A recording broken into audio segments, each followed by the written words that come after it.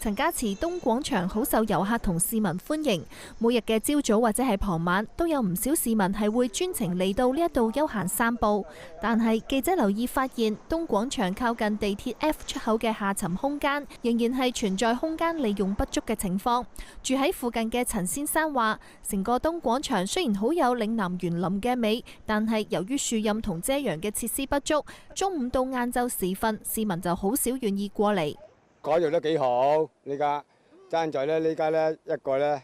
嗰啲遮陰棚咧就少，呢度太曬，因為呢個空間可能啲樹未大啦，咁啊啲凳咧又少啲，垃圾桶又少，啲細路仔嗰啲啊玩嗰個細路仔嘅空間太細啦。改造咗之後，東廣場原有嘅驛站將會被拆除，同時會新增一個新嘅志願服務驛站同埋遮陽廊架同竹林遮擋。咁以後咧，大家喺東廣場玩嘅時候咧，就唔使擔心太陽曬同雨淋啦。而喺中山七路嘅地鐵陳家祠站 D 出口，亦都存在完善界面設施老舊、冇上落客空間等問題。有市民亦都希望呢一次可以着重沿街設施嘅升級。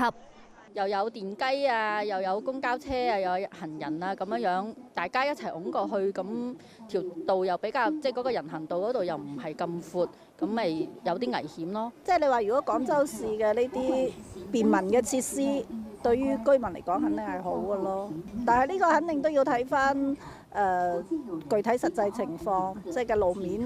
方唔方便咁樣嚟去建設咯。